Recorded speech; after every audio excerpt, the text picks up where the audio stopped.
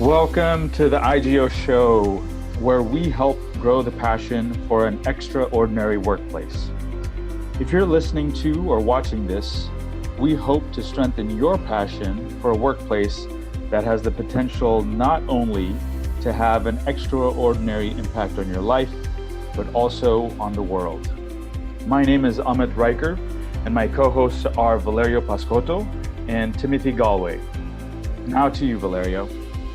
Thank you, Amit. What drives our efforts is really a vision and credo to enrich humaneness in the workplace. For that, we interview thought leaders who have been inspired by values of compassion, empathy, and modeling to share their discoveries, challenges, and successes. Really, there is no time like now to change the tide, from hateful divisiveness to seeking similarities, from the myth of the genius to the wisdom of humankind, and from the fears of the primitive brain to the wonder of generosity and warmth. To support you in this work of creating extraordinary workplaces, we would like to offer you a free worksheet you can download on the 5 disciplines of a high-performance team. Just go to IGEOS.net to download the sheet and learn more about us. And now, on to our guest for today. Welcome everybody. Welcome conscious leaders, conscious teams. We have a very special guest with us today, Raj Sisodia. And if those of you who have not heard of him, you'll get to know his work very deeply very soon. So I'm going to give a little quick bio and then we'll jump right in with some fantastic conversation. So Raj Sisodia is the F.W. Olin Distinguished Professor of Global Business and Whole Foods Market Research Scholar in Conscious Capitalism at Babson College. He's also the co-founder and chairman emeritus of Conscious Capitalism Incorporated. He has a PhD in marketing from Columbia University. He's also the co-author of the New York Times and Wall Street Journal bestseller, Conscious Capitalism, Liberating the Heroic Spirit of Business, and then also Wall Street Journal bestseller of Everybody Matters. So my Kindle book there. He was named one of the 10 outstanding Trailblazers of 2010 by Good Business International and one of the top 100 thought leaders in trustworthy business behavior by Trust Across America for 2010 and 2011. He's published 10 books and over 100 academic articles, and he's currently working on a book right now. And also his book, Firms of Endearment, How World-Class Companies Profit from Passion and Purpose, was named a top business book of 2007 by Amazon.com. Raj, it's such a pleasure to have you. Thank you so much. Welcome. You're welcome, Amit. Looks like you've got the full library there, almost. I do. I mean, quite a amazing lineup of work. So with the book that you're working on and with all the work that you've done, could you just give a very brief overview of sort of what took you on this path to explore this, to your most recent book, the Conscious Capitalism Field Guide, and the current book you're working on? Yeah, it's been an interesting journey, and you can connect the dots looking back. You know, when you're going through it, it all seems rather random, and there's no pattern, but there is a pattern. I think for me, I kind of became, I would say, an accidental business academic. I had no long-term plan or dream to end up becoming a marketing professor. I don't think very many kids have that. But in my case, it was really accidental in a way, because I was finishing my MBA in Bombay and had a job lined up. But then I came down for breakfast one morning when we didn't have any classes on that day, and a group of my friends were dressed up and going somewhere. And I said, "Where are you going?"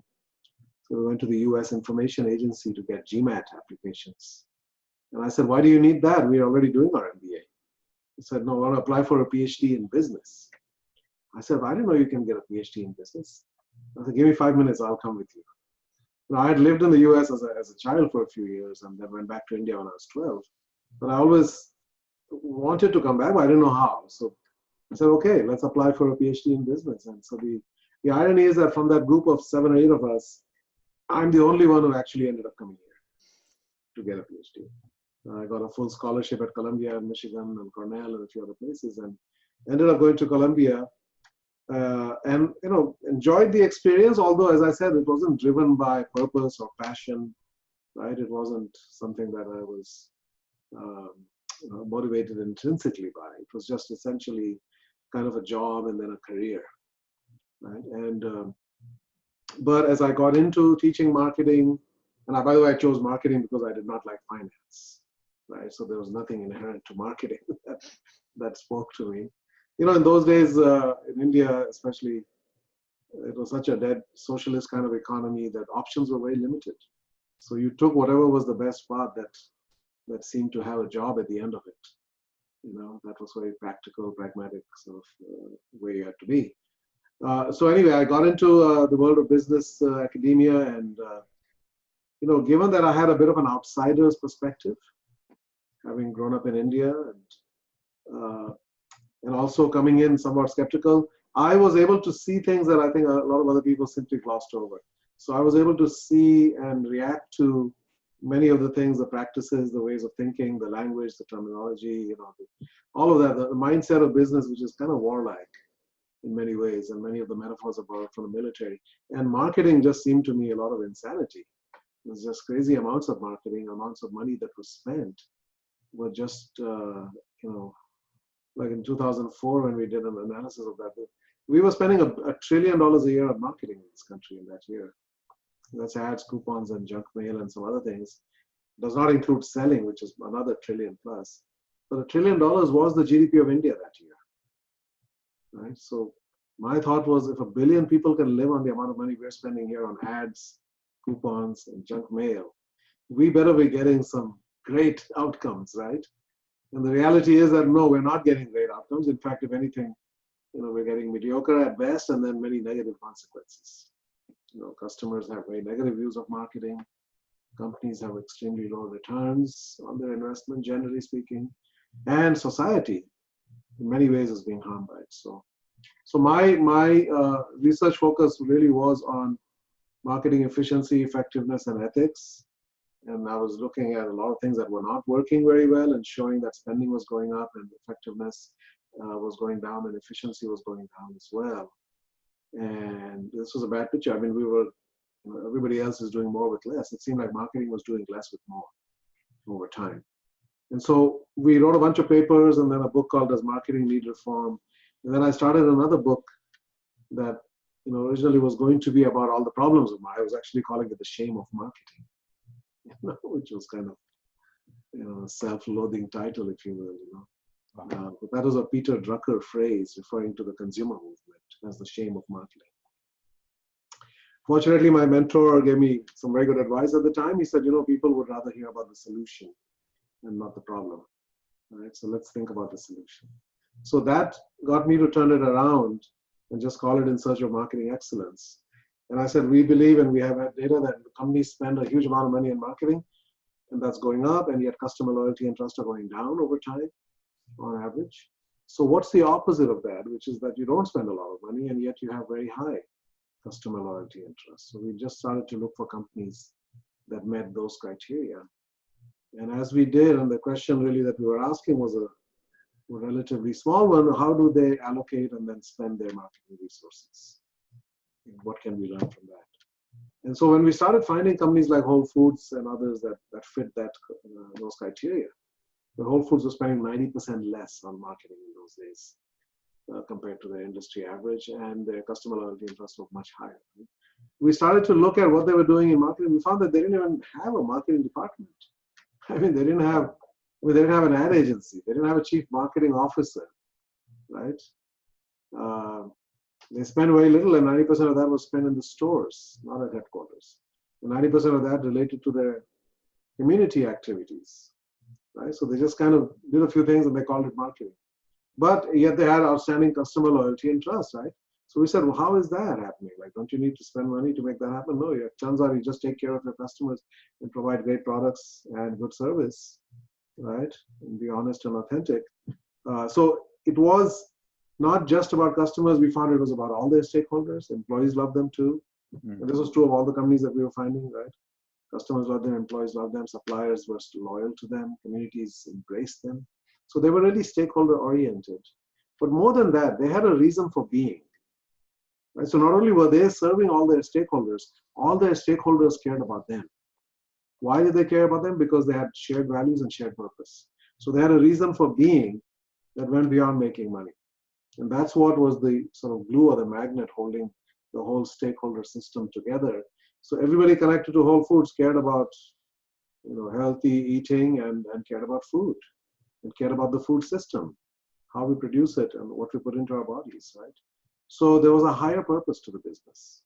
Whole Foods was started originally as a company called Safer Way, right? Because there's a company called Safeway, and Whole Foods said, no, we don't think that's safe. So they had a very clear sense of purpose. They took care of all their stakeholders. And they had leaders, of course, who are driven by those things, by the purpose. They're passionate about the purpose, and they care about people. So they're not just about their paycheck and their power and ego. They're really not motivated by that. Relatively simple, down to earth and somewhat modestly paid leaders. And then last thing, we found the cultures were different. So these companies had these great cultures where people look forward to going to work, where there's a lot of trust, and there's a genuine caring for people at the core of it. So that, it went from being in search of marketing excellence. We were calling it share of heart for a while because these companies were really loved. And then eventually we called it firms of endearment. So that's the book you were holding up. And then we found more companies that now fit this broader set of criteria, right? We started by just the marketing thing. And then we found, at the end, we found a bunch of companies like that. I think we ended up with 28 companies, 18 public and 10 private. And then we said, okay, let's look at the financial performance. And we had our hypotheses written down. So, these companies are paying their people better, in some cases double. Container store, Costco and pays double of Walmart. Container store pays double of, most of them pay above for their entry level, for the general rank and file employees.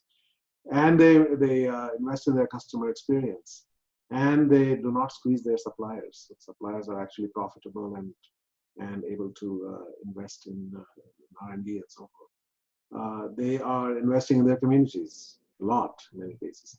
They're investing in the environment.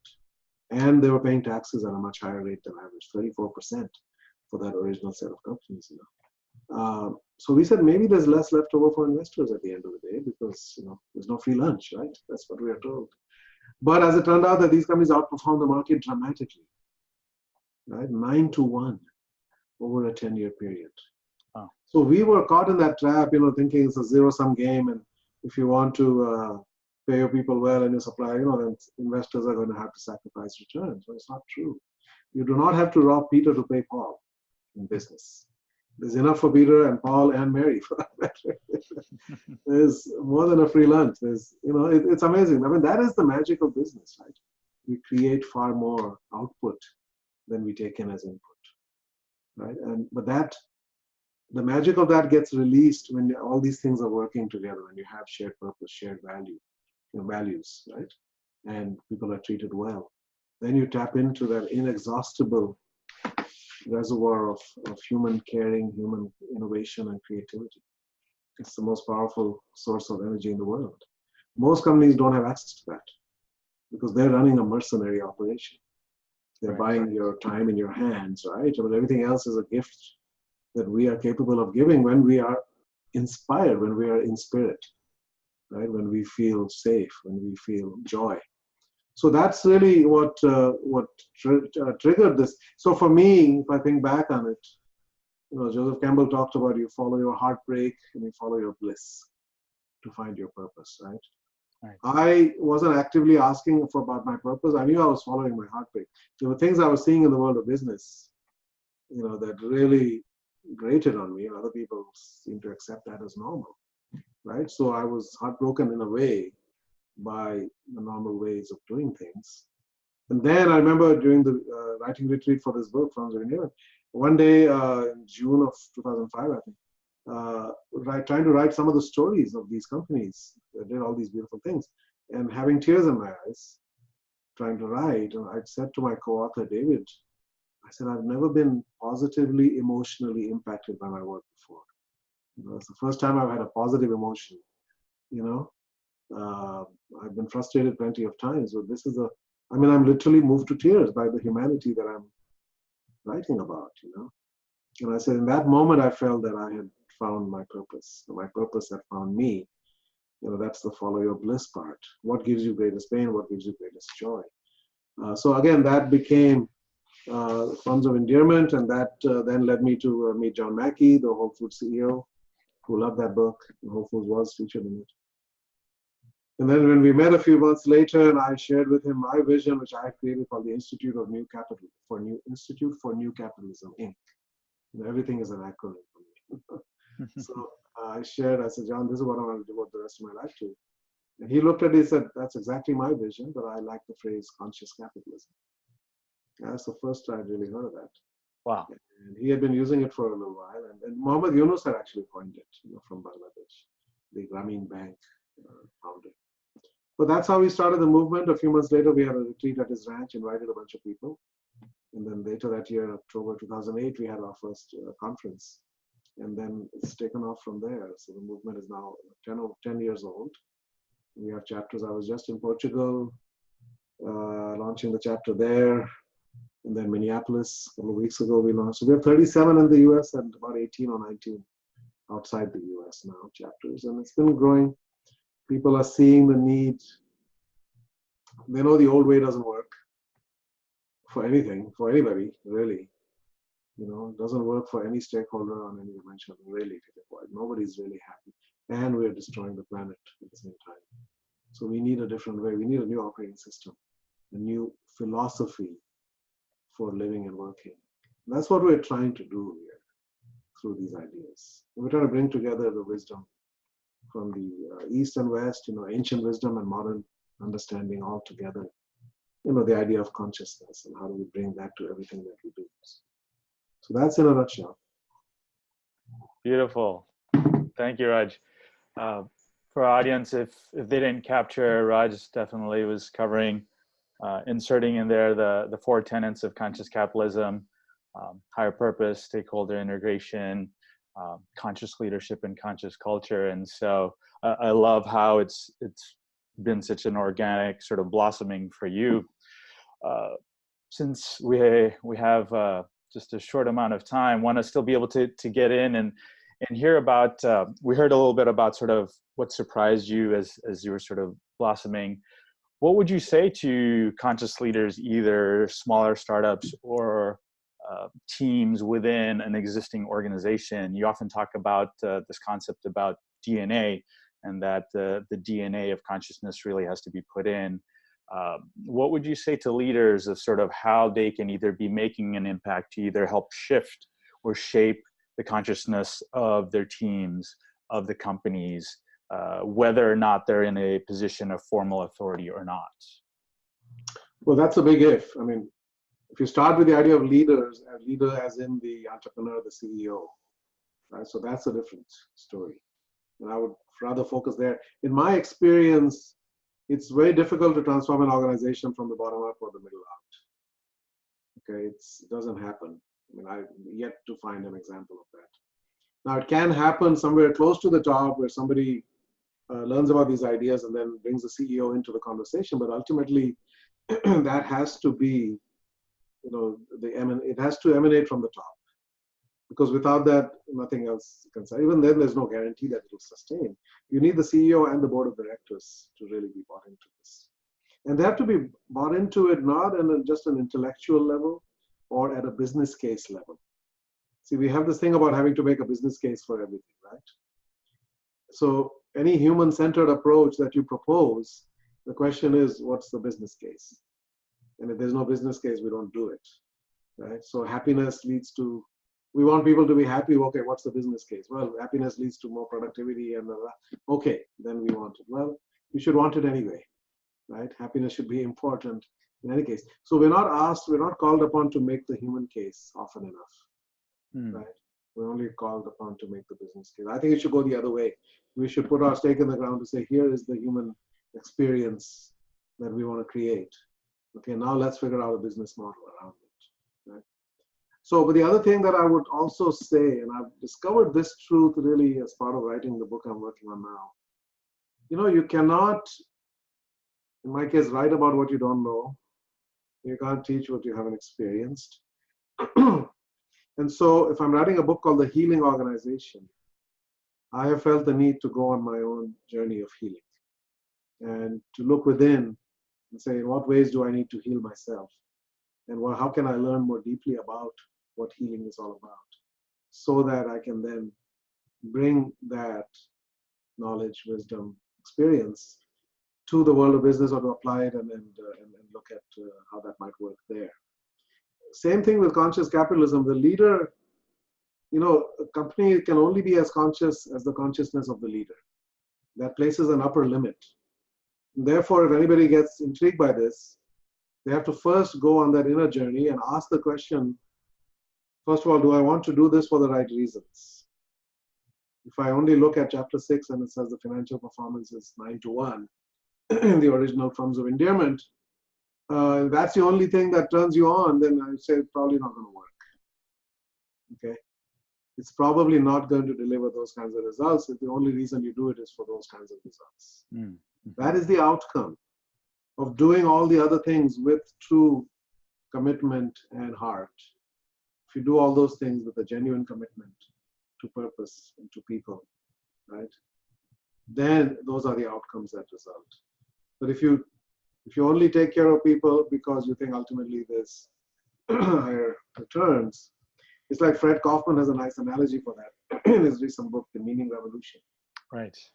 He said it's like, there's research showing happiness leads to higher profitability and productivity, right? Happier employees. So it's funny you have to kind of be told that. I mean, that seems pretty obvious, right? But okay, so CEOs have discovered. But so they want to therefore create that in their companies. He said it's like asking somebody to marry you, right? You propose marriage to somebody, and then when she asks, why do you want to get married?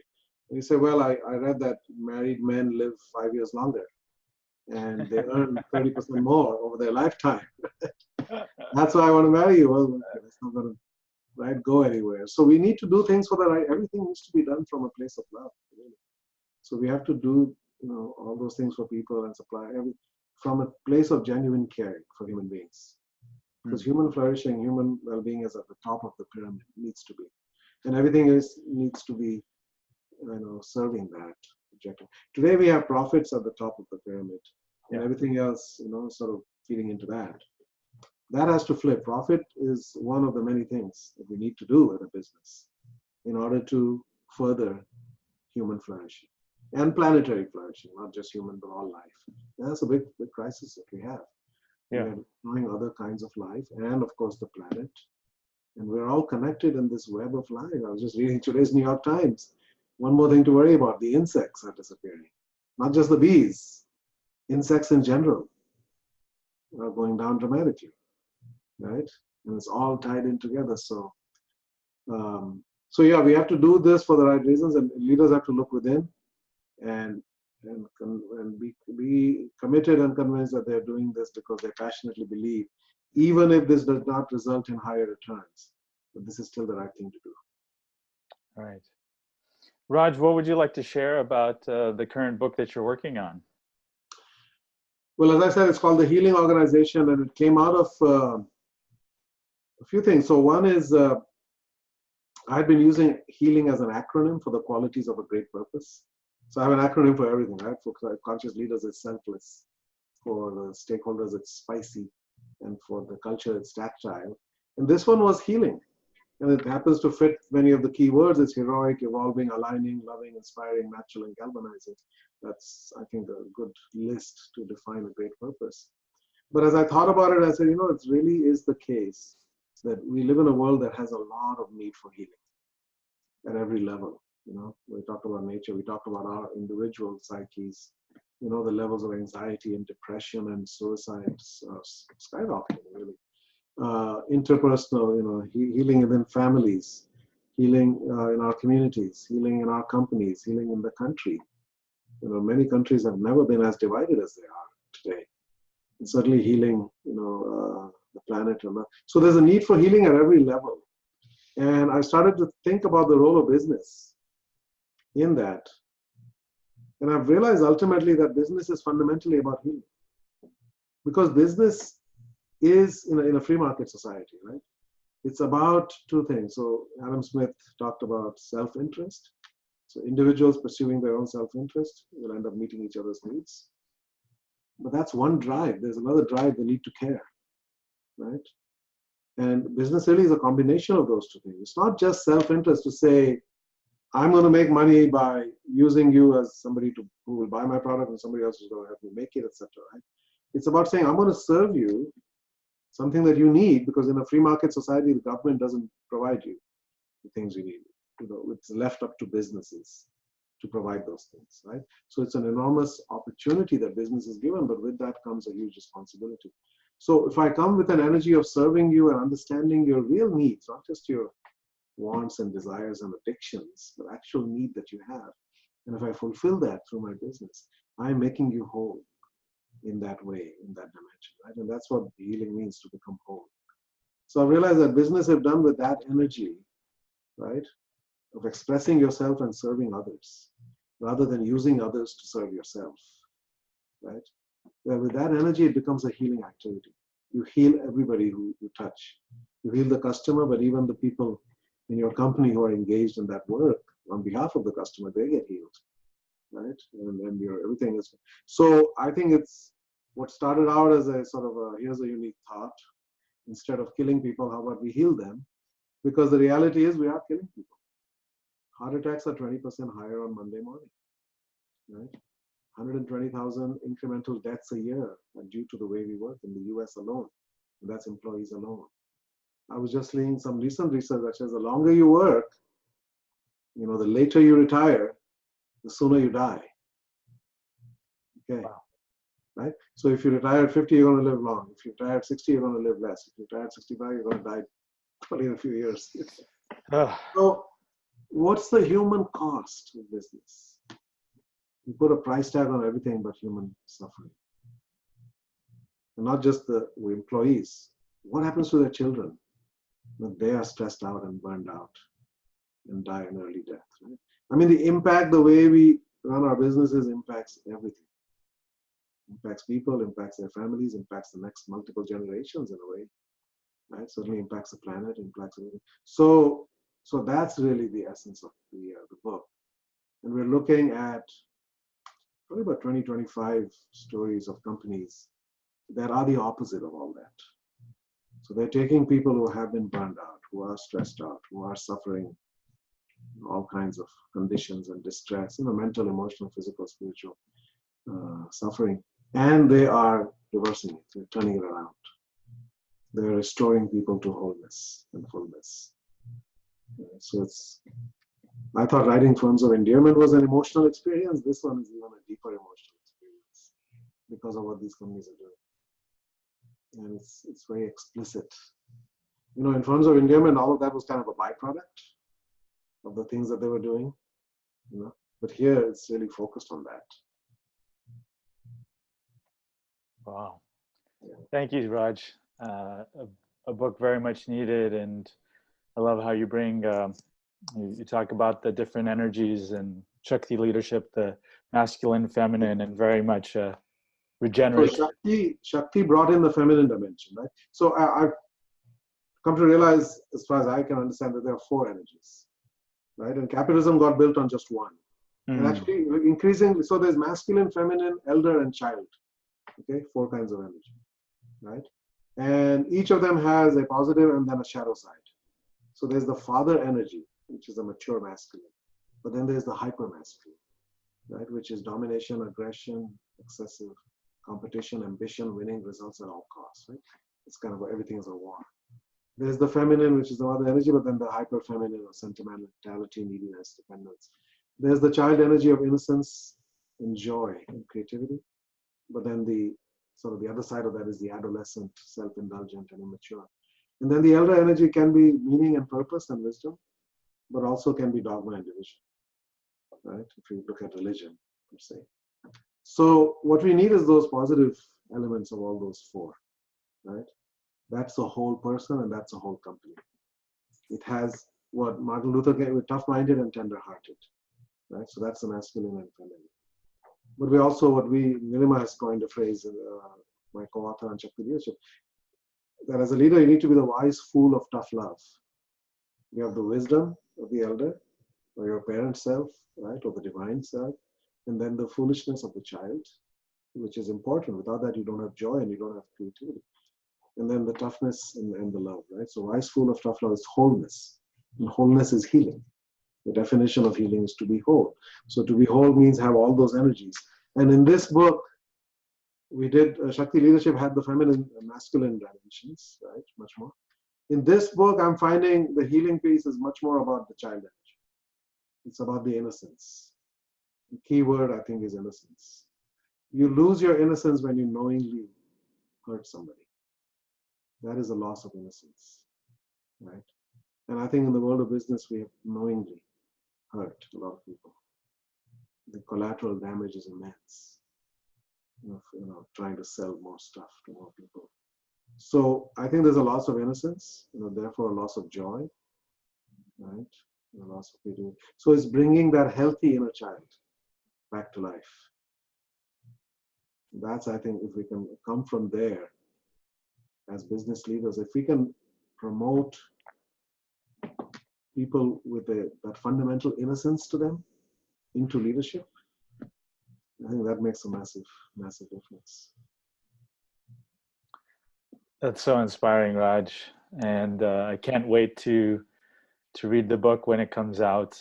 Well, me too. I mean, I'm looking for the depth of writing right now. This is a book that I wish was coming out. It'll probably be another 8 or 10 months before it comes out. Well, we'll definitely be looking forward to it. Raj, thank you so much for your time. What final thought would you like us to leave with, and how can we find out more about your work? Well, my website is rajsisodia.com, which hasn't been updated in a while, but it tells you more than you need to know. And consciouscapitalism.org. If you're in a city, odds are there might be a chapter in your city or nearby. I would encourage people to join this. It's a wonderful community. The most commonly heard expression at our events is, I found my tribe. Right? People feel like they've found their tribe. They've been wandering around in the desert for 40 years, and here they are, right? And it's a very, very nourishing environment, spiritually and intellectually, and a community that is striving to do the right thing and learning as we go. So we have 2 annual events. The next one is in Phoenix in April. I strongly encourage people to get involved in any way and be part of this. And we're all learning together. We don't claim that we have the final answers, but we think we're moving towards clarity on what business really needs to be about and can be about. It's really joyful.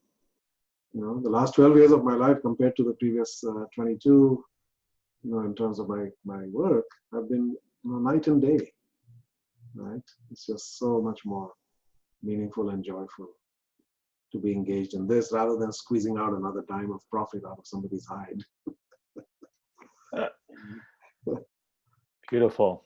Well, Raj, thank you so much. It's been a real honor and real pleasure, and thank you for all the work that you're doing. You're welcome. Nice chatting with you. Likewise. Conscious leaders, conscious teams, thank you for joining us today. My name is Amit Riker with the IGEOS show, and we'll continue to bring you thought leaders, industry leaders who are really making an impact in this world. Thanks for joining us. Cheers. Thank you for joining us today. We have many more exciting thought leaders to come on this show. If you enjoyed this interview, please click the like button and also subscribe so that you can stay tuned to learn from other powerful thought leaders in future shows. We would also appreciate your comments and feedback on the show, as well as who else you would like to hear from. And don't forget to visit our site, IGEOS.net, to download the free worksheet on the 5 disciplines of a high-performance team. See you next time.